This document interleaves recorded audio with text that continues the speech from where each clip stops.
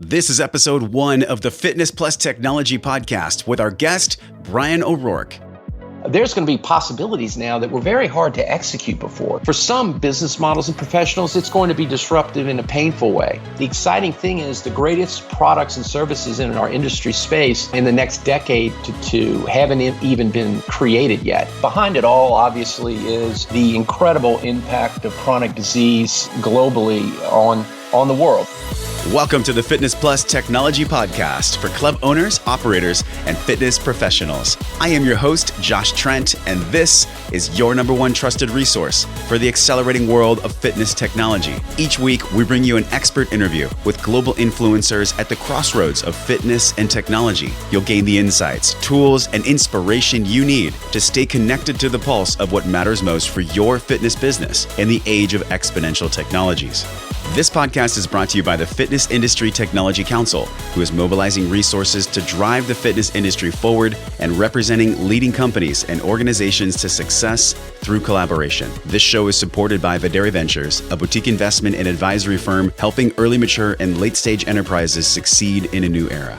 I'm excited that you're here. This is the first episode of the new podcast series where you're going to learn from some of the most sought-after speakers and thought leaders in the fitness world. In this series, we're diving deep into topics like club systems, online training, gamification, fitness, and wellness technology, club applications, devices, industry trends, customer behavior and data, artificial intelligence, and the impact technology is making not only in our fitness industry, but in the health and wellness of our society. You know, one of the amazing things about working in this industry is positively impacting people's lives. So on this show, I'm both honored and excited to be able to showcase these world-class leaders that are going to help us do just that.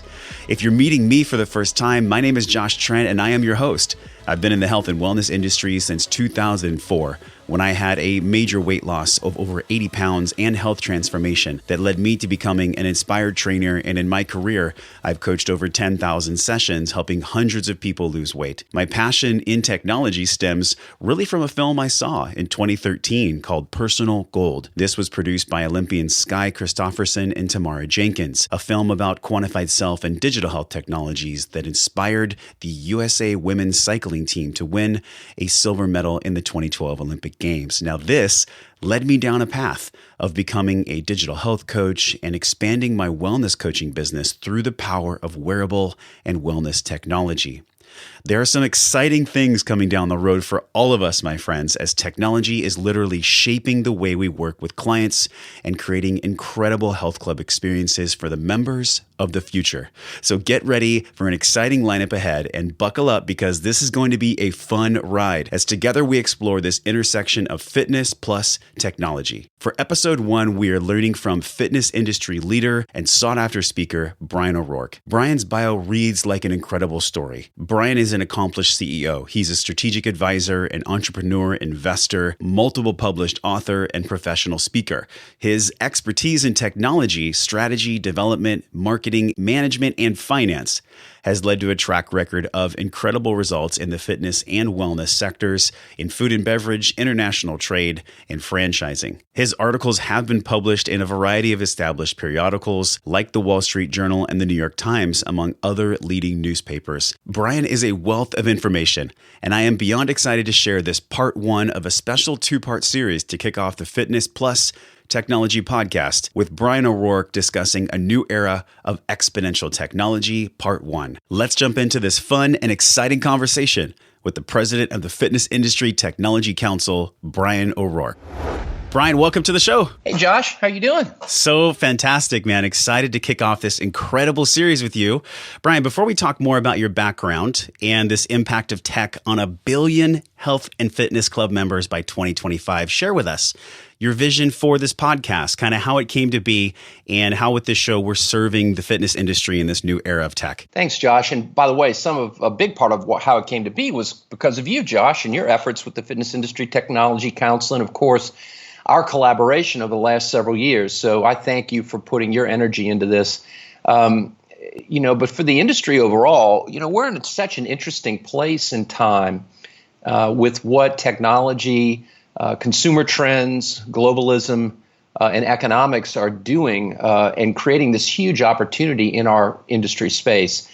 And I think a lot of people that we talk to, that I know, that you know, and others, they want to figure out what to do, what's going on, how is this change going to impact them. And I felt that in keeping with FTSE's mission of assisting more people to adopt these new ways of doing things, that this podcast would be a great resource for them.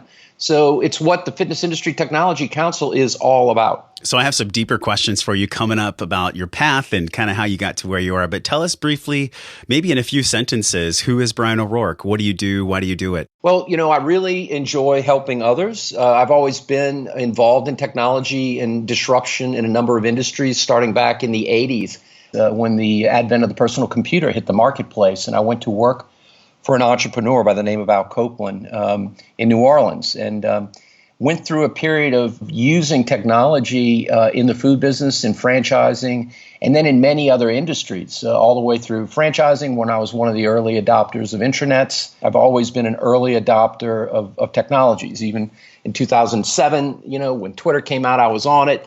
And then in the fitness industry, when I started in the late 90s and working with that, I just was always very attracted to innovation, disruption in industry spaces using technology. So my whole ethos is really helping other people navigate through change and helping them see the path forward, because we are in an era of such tremendous opportunity where ideas with great execution can really make a huge impact. And of course, as you well know, Josh, with your Wellness Force podcast, it can make such a huge difference in the lives of so many people, and in a big difference to the planet overall and all of humanity. So what a great industry space to work in. And to the extent that we can see this promise of technology and these other kind of mega trends come together to make lives healthier and happier, wow. I wouldn't want to do anything else other than that. Absolutely. Well, you earned your bachelor's degree in finance in the 80s and MBA in the 2000s. Earlier in your career, you worked for some of the top restaurant and food and beverage companies in America: Rally's Hamburgers, Smoothie King, Church's, Popeyes. But in 1999, Bryan, you shifted to the fitness industry, advising Franco's athletic clubs. Tell us why you made that shift into fitness, which led you to be a multiple published author, one of the top advisors to the largest brands in the industry. How did your passion for the fitness industry grow since that change? Well, I'm very fortunate. Ron and Sandy Franco engaged my wife, Maureen, who's also my business partner, as their contract chief financial officer. And so this was in the late 90s. And as a result, I started talking with Maureen a lot around business. We've worked in a lot of industries and companies together, and was very interested in the business model that she was handling. Franco's is a very successful multi-purpose club here in the New Orleans area.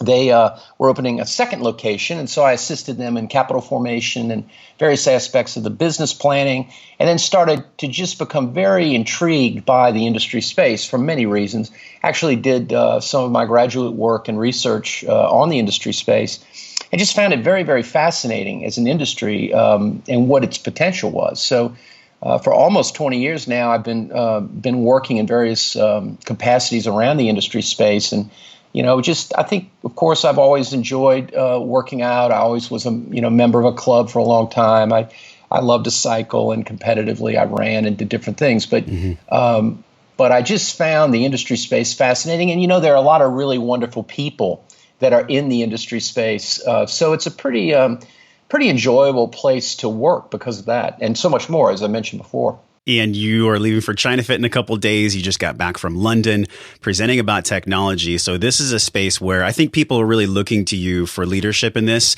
One of the things that you've talked so much about is this landscape, this new landscape for fitness. 1 billion, with a B, gym and health club members globally by 2025. You were quoted as saying, in the midst of disruption in a world where having better questions will lead to better answers and a brighter future for us all. Let's talk about this new landscape for fitness, Bryan. Yes, it's an interesting kind of play. I mean, behind it all, obviously, is the incredible impact of chronic disease globally on the world, on humanity and the world, and what that represents. And we all know that primary prevention lifestyle behaviors account for a large percentage of that chronic illness. And so from an economic perspective, from a global perspective, we've got to dramatically shift the amount of resources that are being spent on sick care into other pursuits. And the way to do that, of course, is through lifestyle. And, behind that fundamental economic reality that the world faces together are these megatrends that are looming and actually impacting us today. We're seeing changing consumers. People are radically changing. We can't think of the world in just a few subsets anymore. The incredible amount of diversity in people. We see brands like breweries making beers for yogis. We see Instagram accounts of ladies in their early 80s doing strength training. The generations are becoming much younger. The average selfie on Instagram is a woman in her mid-40s. So there are a lot of assumptions about people that are just shifting. Some of that is because of technology and also values. Today, for example, Josh, as many or more men in the United States are willing to make career changes for the benefit of the family than women are. So there's so many different roles of people. So all this dizzying diversity. We see bifurcation in the market with increasing numbers of affluent that are shifting how they're spending money. Urbanization is a bigger and bigger trend. Power shifted because of technology as well, with the consumer having more and more choices. And then you see technology, which is democratizing many, many industries. That's feeding this trend. And then globalism, all these things coming together and converging to create, massive disruption. And that disruption, in my view, is a huge opportunity because we need to grow the market. And because of digital, our ability to grow the market is really tremendous because we're going to be able to impact and bring so many more people in to practical ways of living healthier lives through fitness as a result of what technology is going to do. So all these things combined are just creating a situation where people are going to increasingly embrace health and fitness as a main part of their lifestyle. And in fact, it's a reflection of who they are, almost as a status. Exine, the European investment banking firm, analyzed the 5 fastest growth areas and industries, and wellness and fitness was one of the 5. Organic foods is another. There's several others, but these are fundamental shifts globally that are going to really drive a huge increase in the user base for these services and products. I think when we look at why the importance of this kind of sick care system that you've mentioned in different presentations, the quality of lives and the quality of life is a sustainability issue for us and the planet. Kevin Kelly was quoted. I know you're a huge fan of Kevin. He's been, mentioned a lot of times in your work. And he's quoted as the rate of AI technology is improving. A kid born today will rarely need to see a doctor to get a diagnosis by the time they are an adult. Why is this important, and how is AI going to shift this sick care system? That's a great thing. Well, a great question. Kelly talks about in his book, The Inevitable, which is the 12 inevitable forces that are going to reshape our future. He speaks about this, and what he calls it is the holos. People have also talked about it as being the 4th industrial revolution, where what we're seeing is this shift that started with the Industrial Revolution at the end of the 18th century and has moved in through the Information Revolution into this new kind of cyber-physical system, which is really a combination of the cloud, which is really ubiquitous access to computing power and storage, the proliferation of devices, so apps, et cetera, different modalities of user interface, and machine learning. And all these things are combining to create new possibilities, these tremendous new possibilities, which one you just used as an example. And we're seeing these things today. It seems simple, but in the restaurant industry, for example, going to a restaurant was a way to have a dining experience. Well, now you can use an app called Grubhub to have the dining experience brought to you. You could go to a bank for financial services, but you also have Wealthfront and other apps that do better work than humans on portfolio management at a fraction of the cost. So, these kind of AI, holos kind of cyber-physical systems, they're a platform where now there are all these possibilities that have emerged in the way of doing things like diagnosing someone. With Watson right now, When it comes to radiology, Watson can diagnose x-rays better than the vast majority of experts in the world just through applying those technologies. So we're just at the beginning, but I think that that technology, those technologies, and so much more are really going to revolutionize our fitness space in less than the next decade. And what is most fascinating is that what those products and services and experiences ultimately are for our industry space haven't even been invented yet. Mm-hmm. You know, there's some group of young people out there in the world that when these technologies become more and more revealed and relevant and available, and as Kevin talks about, we will unleash their genius. And these things will have profound impacts on our ability to assist people in having a much higher quality of life through, lifestyle design, through behavior modifications, through regular exercise, and other outcomes that'll be a part of that ecosystem. So it's a very exciting time. Your presentation, Poised for Growth, at the fitness conference in London this year, you talked about this third wave, the big three of the fourth industrial revolution, food system being one, education, and healthcare. These are all going to be reinvented in the coming decades. Bryan, just for people that might not have heard about this fourth industrial revolution, unpack that and then each one of these pieces. Yeah, so it's a very big question. The fourth industrial revolution was really around the World Economic Forum. And, all of these possibilities of doing things in new ways, especially centered around sustainability, is really going to be very important because we have to think of these things and these issues and opportunities from a sustainability perspective because the world is becoming more and more interconnected. Technology is both causing a lot of the present problems we have today, and we're going to invent new technologies that solve those problems, and they'll create future problems in the future. But this is all part of an ongoing exponential evolution, which technology is the primary driver behind. Back in the 19th century, of course, with the advent of machines and how those helped us become much more productive when it comes to agriculture and ultimately manufacturing, through the period of information systems, where the ability to have data readily available, and utilized in a ubiquitous manner, now to sensors, technologies, AI, the cloud, all these new apps, smartphone devices connecting us through all these things are creating this fourth industrial revolution that will completely revolutionize the way that we do things and attack these huge problems like education, like healthcare, like the food system.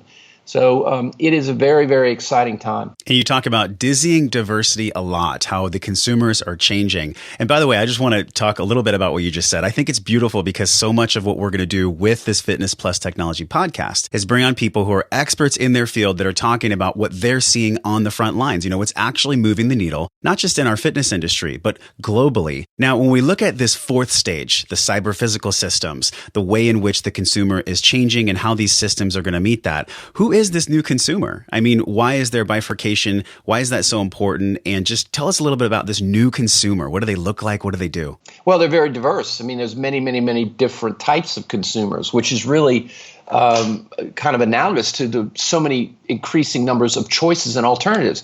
We can't think of consumers in a kind of a homogeneous fashion anymore. The lines are being blurred. And as I used as an example before, thinking that people in their 70s or 80s are sitting in rocking chairs when you're seeing them actually, participate in CrossFit, or that, women in their mid 40s are the number one selfie takers on Instagram. I mean, 20 years ago, that would have been unthinkable. And what you're seeing is, a lot of behaviors attributed to different cohorts, age groups, sexes, et cetera. Those things just don't apply anymore. And a great example is what's going to happen with Snapchat. Snapchat is an emergent platform. For a lot of people 6 years ago in business, even in this industry space, executives, if you had said, do you have a Facebook profile, they would have thought that would be ridiculous to have a Facebook profile. Well, now they all have Facebook profiles. And the same is going to happen with Snapchat. Snapchat is focused on primarily an 18 to 25-year-old cohort right now, but that cohort's going to get age in the next 36 months. So what we see is a lot of behavior that we attribute to Gen Z, millennials, et cetera, that is matriculating up into older people. The largest growing users of Facebook are in their 60s. So the way we think about young being technologically adept doesn't really apply anymore.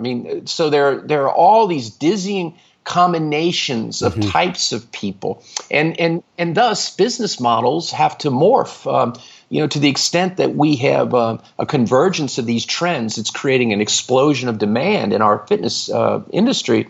We're also going to have a divergence of business model offerings that cover a gambit of different business models to address these needs, because we're going to have such a wide variety of users that want to affiliate themselves with very specific fulfillment of their needs, and they're going to be so different. That's why technology is so meaningful, because you can use it as a tool to meet all these different kinds of needs in a personalized ways that matter to a variety of different people, versus thinking about maybe 1, 2, or 3 main groups.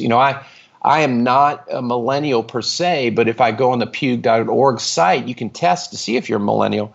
And I score very high as a millennial, even though I'm not a millennial. So I think we see a lot of behaviors being kind of redistributed through the populations, reflecting this increasing amount of diversity. You talked about the bottom line, and you were quoted, "A decade from now, many will be envious about not having been involved in what will become a hugely impactful industry. It would be like seeing the first plane take off at Kitty Hawk. This is where we are now." What was your thought process behind writing that? Where exactly are we? Are we at the beginning of the beginning? Are we at the mid stage? Where are we with this technological revolution? Yeah, it's a very good question. I think when you look at fitness in general, obviously physical culture goes back many centuries to the Greeks, etc. So I don't want to sound a little cavalier in saying that. However, when you see the percentage of people today that are conducting themselves in a manner from an exercise perspective, from a healthy eating perspective, et cetera, really focus on primary prevention as a lifestyle, that percentage of the overall population is fairly small. So when I'm talking about the beginning, and I believe we are at the beginning, I'm doing it from that perspective. I think that seeing that marketplace become 70% to 80% of the global population that is being served ultimately by a combination of business models, some purely technologically oriented, others not, in just a combination of ways, we are at the very beginning. We are truly at the very beginning. And as I mentioned before, the exciting thing is the greatest products and services in our industry space in the next decade to two haven't even been created yet. And so when you think of it from that perspective, that's what I mean. Truly, the ability to influence and impact people around their lifestyle is going to be unfathomable how many different ways that we'll be able to do that, and we'll successfully do that to grow the market. Whether I am a trainer or a club operator, an owner, this perspective shift that you lectured on in London, you talked about repositioning, renewing, and refreshing, keyword refreshing, service offerings in new ways. Who is this consumer when we look at not just being a fitness consumer, but someone who's interested in the bigger aspects of living healthy, lifestyle, mindset, nutrition, holistic? Yep. What does that person look like, and what do you think about this perspective shift that everyone gets to really take hold of? Right. It's a great question. I think there's always been a subset of people that wants to address lifestyle in a broader way. And when we talk about the key trends, and I see those trends as personalization first, then engagement, and then finally service redefinitions or service definitions, think of it this way. So Uber didn't invent the taxi cab ride. The ability to hire a taxi to take you somewhere has been around for a while, many, many years. So all Uber did was apply convenience through technology and a different business model to execute that in a way that delivered a superior experience in many people's minds around convenience. So when we think about, not just fitness, lifestyle, nutrition, holistic health, medicine, longevity, because, we now have the ability through this cyber physical system to deliver product on demand to people in a very integrated way.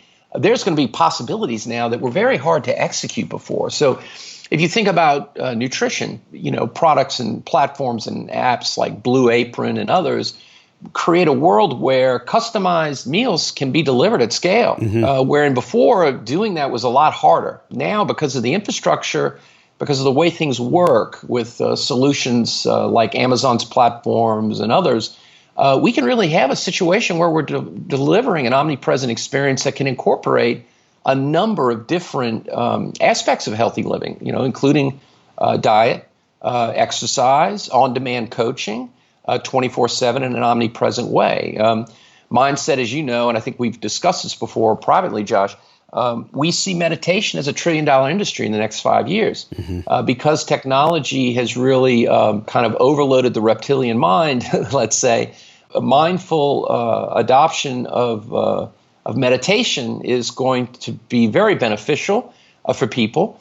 And the technology around making that a reality is becoming more and more available for folks to try it. So I could go on the different possibilities, let alone advances in medicine who are providing DNA analysis for a few $100, so where you can really get into some customization around your nutrition and what you really should be doing in ways that were impossible to even fathom a decade ago. I think this and so many other components are going to make possible through various business models the ability to really deliver a superb form of support, coaching, influence, and service delivery that make it easier and easier for people to do the right things for their health. And I think what you're touching on is this massive advancement, not only in technology, but honestly, Bryan, how this is going to impact our human condition. Yes. A lot of the guests that we're going to have on the future episodes for the podcast are going to talk about sensors, the Internet of Things, brain and behavior change. But this is just the beginning. I mean, these specific ways in which technology is going to affect the fitness industry in a positive way. What do you see as some of the key drivers, like maybe the top 3 drivers of how technology is actually going to shift people's presence, number one, and then how they work with their clients? Is it going to be the mobile experience? Is it going to be the wearables piece? Or is it going to be the user experience of how clubs talk to their members in a very honest and integrous way? Yeah, it's going to be a combination of things. As I mentioned before, I think that to the extent there's a convergence that's driving disruption, which we've got to seize the upside of, and I think we will. There's also a divergence of business models because of dizzying diversity, because people are having more and more choices, because really all this technology is about is creating greater and greater possibilities to meet people's needs. So I think that, you're going to see a plethora of different delivery models, some of them pure digital, some of them combining digital and physical in different ways. Some of them incorporating integrated healthcare into their models, others not, others being involved with on-site employment situations where you can deliver product and services around health and fitness in company settings, an incredible array of various ways of doing it. So for a trainer, for example, what training is today and what it's going to become is going to be, in my opinion, very different. In certain instances, it might not be different at all. I think, as I point out to people, even though digital entertainment has become quite divergent in its delivery models and business models, there's still about 350 drive-in movie theaters out there around the country. So in the U.S. So, I think there are just going to be a tremendous number of options. And trainers directly, many of them I'm sure will still deliver that one-on-one in-person experience. But there are going to be others that are going to do that in tandem with digital coaching and in mass scale, where you might be able to have as many as 100 or more clients that you're utilizing a platform to collect data on and to automate, behavior modifications through a series of technology tools. So I think, and that's just one example of many different things that I think we'll see emerge in the marketplace, some of which are emerging today. And I think that will just increase access to more and more people in the marketplace. Now, for some business models and professionals, it's going to be disruptive in a painful way because, the ability to adapt to change or figure out what you need to absolutely focus on and what you need to absolutely let go of, people are going to have to figure that out. But I think for the most part, the creation of all these new possibilities that technology is going to give us is going to make creative people, out there be able to touch a heck of a lot more people and impact their health in many more positive ways than they were able to do before. Be sure to check out the following episode of this 2-part series with Bryan ORourke as we explore this exponential growth in technology. We have 1 billion gym and health club members coming online by 2025. Bryan was quoted as saying, in the midst of disruption in a world where having better questions will lead to better answers and a brighter future for us all. Really putting our mindset around how 1 billion gym and health club members will need service. Next is the importance of the change in this new landscape in fitness and wellness, because the sick care system we have now is unsustainable. This is a sustainability issue for us and our planet. Bryan talks so much about Kevin Kelly, which is linked in his presentation, Poised for Growth, from the fitness conference in London this year. We'll link some of that information today in the show notes page. And lastly, the consumers we serve are changing. This dizzying diversity, bifurcation with new demographics and income, new roles, new lifestyles, understanding this consumer, meeting their needs through technology that's advancing like we've never seen. Being omnipresent for the gym member experience inside and outside of the club is now more pivotal than ever before. In our second series with Bryan, we're going to dive deeper into some of these concepts about the fourth industrial revolution and how it's impacting the industry.